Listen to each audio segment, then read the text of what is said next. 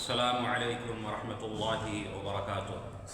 الحمد للہ رب العالمین والعاقبۃ للمتقین والصلاة والسلام علی نبینا محمد وعلی آلہ وصحبہ اجمعین ومن تبعهم بإحسان إلى يوم الدین، اما بعد فقد قال اللہ تعالی فی کلامہ المجید اعوذ باللہ من الشیطان الرجیم ان الذين يتلون كتاب الله واقاموا الصلاه وانفقوا مما رزقناهم سرا وعلانية يرجون تجارة لن تبور۔ محترم ناظرین کرام، دروس رمضانیہ میں ایک بار پھر سے آپ سبھی حضرات کا پرزور استقبال ہے۔ گزشتہ درس میں چونکہ زکوٰۃ کے تعلق سے بیان ہوا تھا اور اس میں یہ بتایا گیا تھا کہ سونے اور چاندی میں کتنی زکوٰۃ ادا کی جائے گی۔ انشاءاللہ اسی سلسلے کی کڑی آج رکھی جائے گی، اور آج کے درس میں یہ بیان ہوگا کہ روپے پیسے میں نصاب کیا ہے، اس کے اندر کتنی زکوٰۃ ادا کی جائے، اسی طرح سے غلے میں کتنی زکوٰۃ ہے، اسی طرح سے جانوروں میں اونٹ، بیل اور بکریوں میں کتنی زکوٰۃ عائد ہوتی ہے۔ اس چیز کو انشاءاللہ اختصار کے ساتھ بیان کیا جائے گا۔ اسلامی بھائیوں، سب سے پہلے یہ جان لیں کہ زکوٰۃ اسلام کے 5 بنیادی ارکان میں سے ایک اہم رکن ہے۔ لہٰذا اللہ تعالیٰ نے جسے مال و زر سے نوازا ہے اور اموال نصاب کو پہنچ جائیں تو ان کے اندر زکوٰۃ کی ادائیگی واجب ہے، ضروری ہے۔ اگر زکوٰۃ کی ادائیگی نہیں کرتے تو یہ اللہ رب العالمین کے یہاں بہت بڑا گناہ ہے۔ اس لیے ہر حال میں اموال کے نصاب کو پہنچنے کے بعد، چاہے وہ سونے چاندی کی شکل میں ہو، چاہے وہ روپے پیسے کی شکل میں ہو، چاہے وہ غلے کی شکل میں ہو، یا اسی طور پہ جانوروں کی شکل میں ہو، ہم ضرور ان کے اندر زکوٰۃ کی ادائیگی کریں۔ اس تعلق سے ایک حدیث جو کہ صحیح بخاری کی ہے، حدیث نمبر ہے 4347۔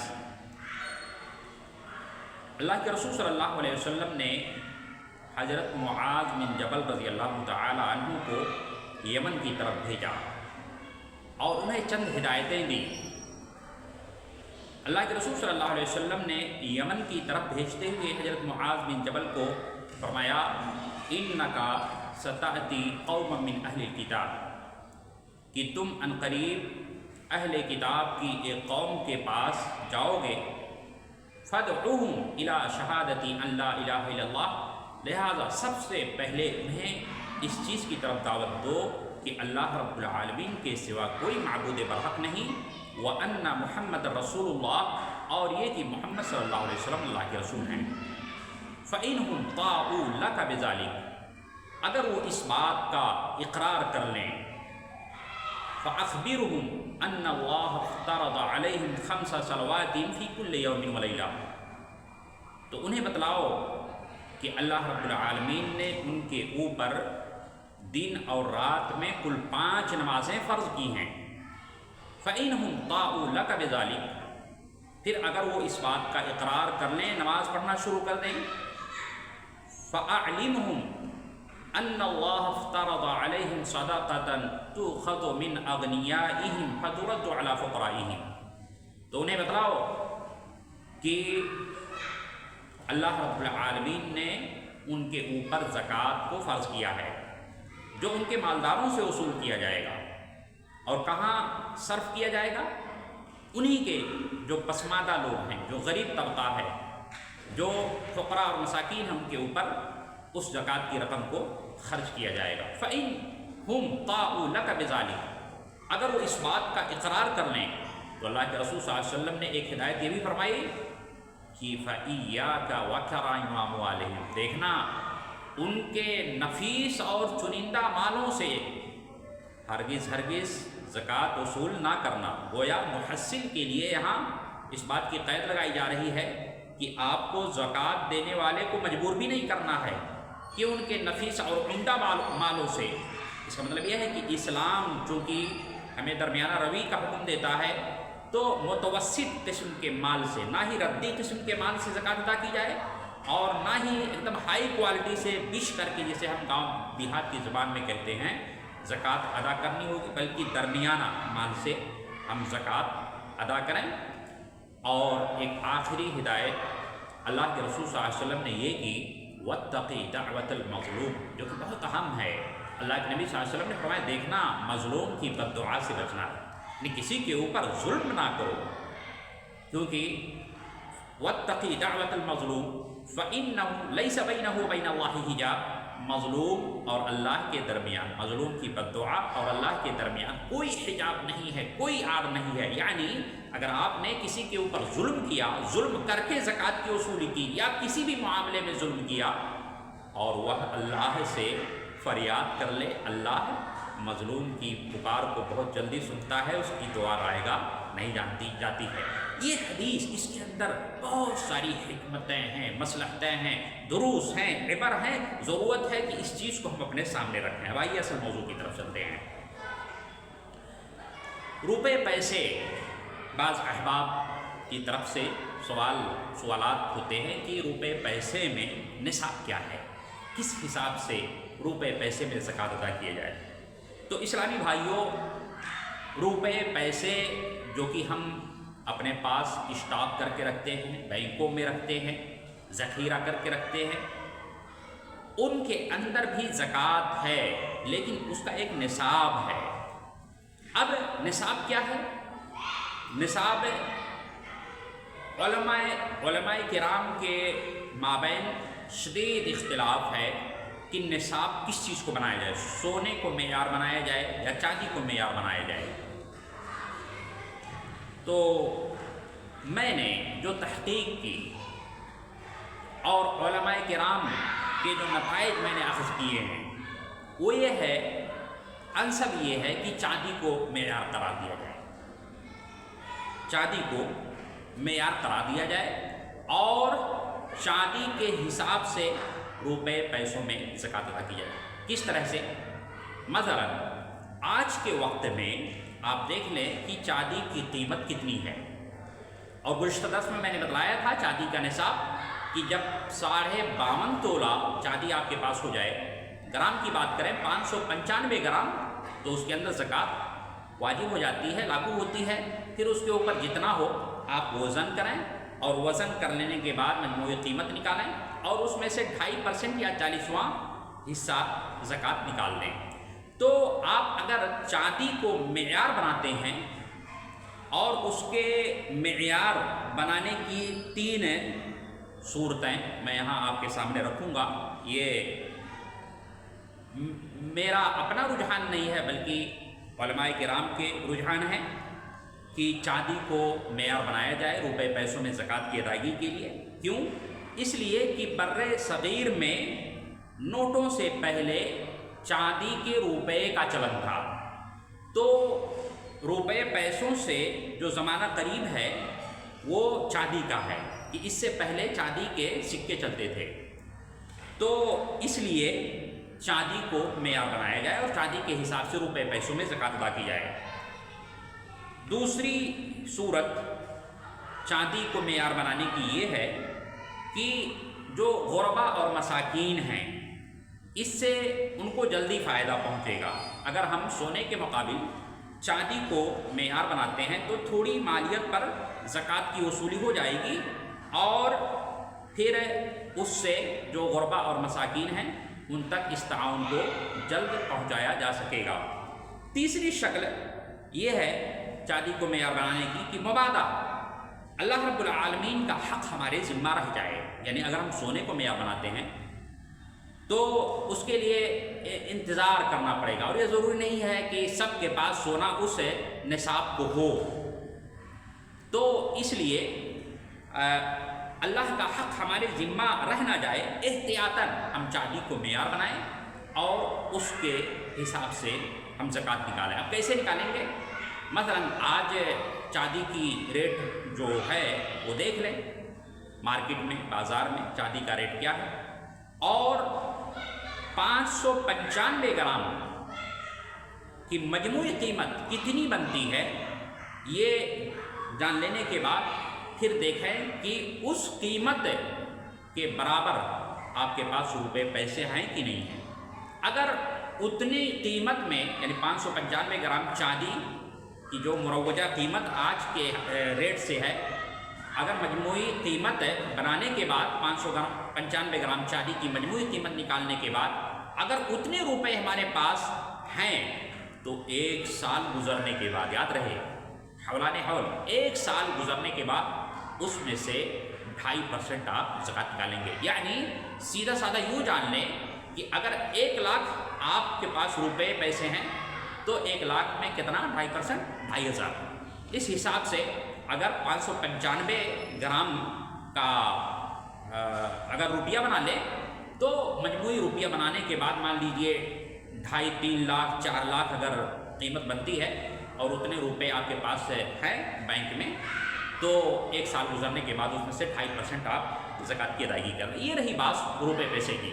अब आते हैं गल्ले की तरफ, चूँकि यह फसल की कटाई का वक्त है और गेहूं की फसल खड़ी है। अल्लाह करे कि जिस मेहनत के साथ हम किसानों ने गेहूं को बोया और उसकी सिंचाई की है और खाद डाला, दवाएं डाली, अल्लाह रब्बुल आलमीन हमें खातिर खार गल्लों से नवाजे। अब गल्ले के अंदर ज़कात क्या है? जैसा कि हदीस के अंदर है, लैसा फीमा दूना खमसते औसुकिन सदका, कि 5 वस्क से कम में सदका नहीं है। एक वस्क 60 सा का होता है।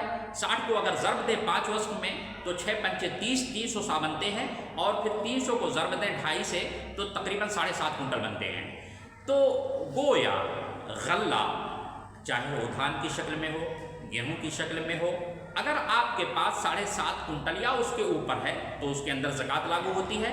7.5 कुंटल से कम गल्ला है तो उसके अंदर ज़कात का निकालना वाजिब नहीं है, इल्ला ये कि ततव्वुअन आप नफली सदक़ात व खैरात करें। यही चीज़ रुपए पैसे में भी है, यही चीज़ सोने और चांदी में भी है कि निसाब को नहीं भी पहुँच रहे हैं लेकिन ततव्वुअन आप निकाल रहे हैं, नफली सदक़ात व खैरात कर रहे हैं, तो यह आपके लिए अजर व सवाब का ज़्यादा बाइस होगा।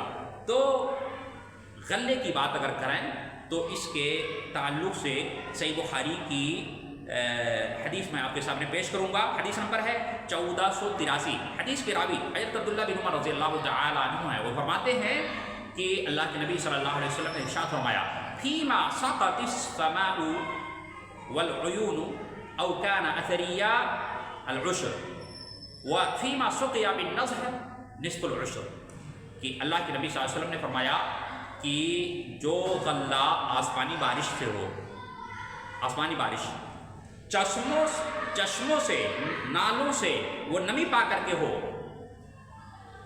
तो ऐसी सूरत में उसके अंदर 10वां हिस्सा निकालेंगे।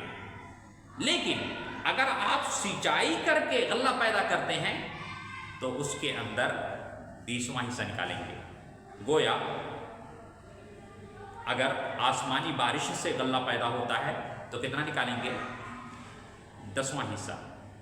और अगर सिंचाई करके पैदा करते हैं तो कितना निकालेंगे? 20वां हिस्सा। इस चीज़ की रियायत होनी चाहिए।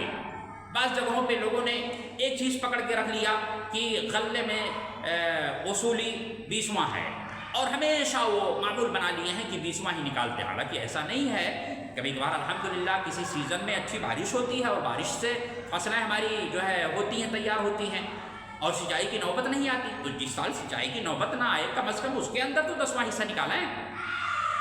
तो ये रही गल्ले की बात कि जब भी गल्ला पैदा हो, अगर आसमानी बारिश से है तो 10वां निकालें और अगर सिंचाई करके पैदा हो तो 20वां निकालें।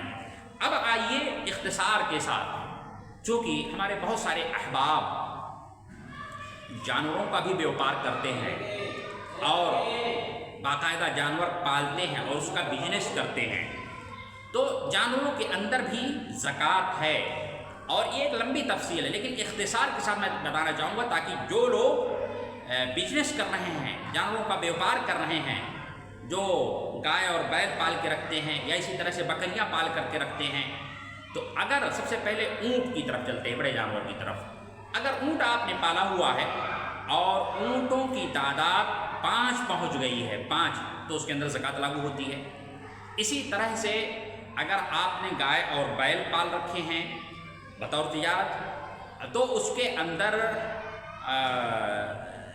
بھی زکوٰۃ لاگو ہو جاتی ہے۔ کتنی؟ جب 30 تعداد پہنچے، تو بیل اور گائے کی تعداد جب کتنی ہو، جب 30 پہنچ جائے تو اس کے اندر زکوٰۃ لاگو ہو جاتی ہے۔ اسی طرح سے بکریوں کی اگر بات کریں اور بکریوں کی تعداد جب 40 ہو جائے تو اس کے اندر زکوٰۃ لاگو ہو جاتی ہے۔ اب یہ تفصیل طلب ہے، یہاں بتانے کا موقع نہیں ہے، اس میں ایک تفصیل ہے لمبی، لہذا جس کو پوچھنا ہو، سوال کرنا ہو، وہ الگ سے استفسار کر سکتے ہیں اور انشاءاللہ اس کا مدلل جواب دیا جائے گا۔ چلتے چلاتے ایک آخری بات، چونکہ بزنس کی بات آئی، تو ہمارے جو بھائی تاجر پیشہ ہیں، جو دکانداری کرتے ہیں، جو دکانیں چلاتے ہیں، تو دکانوں کے اندر جو کہ تجارت کے غرض سے چلائی جاتی ہیں دکانیں، ان کے اندر بھی زکوٰۃ ہے۔ دیکھا جاتا ہے کہ لوگ اس تعلق سے غفلت برتتے ہیں، یوں ہی ایسے بلا حساب و کتاب مچند آیا اور انہوں نے 150 روپے دے دیے، کما حق و زکوٰۃ کی ادائیگی نہیں ہو پاتی ہے۔ ایسا نہ کریں، آپ 1 سال گزرنے کے بعد اپنے دکان کا تخمینہ لگائیں، اس کے اندر کیلکولیشن کرائیں کہ آپ کی دکان میں کتنا مال اسٹاک ہے۔ آپ کو حساب رکھنا ہوگا، ایسے نہیں چلے گا۔ آپ عربوں میں دیکھیں یا جو فارن کنٹریز ہیں، باقاعدہ خود اپنے نیپال میں جو اچھی خاصی جو مارکیٹیں ہیں ہوتی ہیں، تو کمپیوٹر رکھا جاتا ہے، پائی کا حساب ہوتا ہے، کتنی آمدنی ہوئی، کتنا صرفہ ہوا، کتنا مال آیا، کتنا بکا اور کتنی سیلنگ ہوئی، کتنا گھاٹا لگا، ساری چیزوں کا حساب و کتاب ہوتا ہے۔ تو آپ سال میں 1 دفعہ کم از کم محاسبہ کریں آپ کے دکان میں کتنا اسٹاک ہے، اور کیلکولیشن کرنے کے بعد پوری مجموعی قیمت نکالیں، اور مجموعی قیمت نکالنے کے بعد اس میں سے 2.5% آپ زکوٰۃ نکالیں۔ اگر ایسا کرتے ہیں تب تو آپ کا وہ مال پاک ہوگا، ورنہ یاد رہے آپ کا مال خدشات سے خالی نہیں ہوگا۔ اللہ نہ کرے کہ آپ مال حرام کھا رہے ہوں، اپنے بچوں کو کھلا رہے ہوں، کسی بھی تعلق سے، سونا ہو، چاندی ہو، روپے ہو، پیسے ہوں، غلہ ہو، کسی بھی چیز کے اندر۔ تو ہمیں چاہیے کہ اللہ رب العالمین نے اگر ہمیں مال و زر سے نوازا ہے اور ہمارے اموال نصاب کو پہنچ جائیں، تو ہم اس کے اندر کما حق ہو زکوٰۃ کی ادائیگی کریں، جیسا کہ کتاب و سنت کے اندر زکوٰۃ کی ادائیگی کا ہمیں حکم ہوا ہے۔ یہ چند باتیں تھیں جو آپ کے گوش گزار کی گئیں۔ اللہ رب العالمین سے میں دعا کرتا ہوں کہ الہ العالمین تو ہم تمام مسلمانوں کو اموال کے اندر زکوٰۃ کی ادائیگی کی توفیق عطا فرمائے۔ الہ العالمین تو ہمیں فرائض کی بھی توفیق عطا فرمائے اور اسی طرح سے نوافل کی بھی زیادہ سے زیادہ توفیق عطا فرمائے۔ اللہ رب العالمین اس ماہ مبارک کے اندر ہمارے روزوں کو قبول فرما، ہماری عبادتوں کو قبول فرما، ہمیں عذاب قبر اور عذاب جہنم سے بچا، خاتمہ ہو تو ایمان پر اور مرنے کے بعد ہم تمام مسلمانوں کو جنت الفردوس میں جگہ دے، آمین۔ تقبل یا رب العالمین، وآخر دعوانا ان الحمد للہ رب العالمین۔ السلام علیکم ورحمۃ اللہ وبرکاتہ۔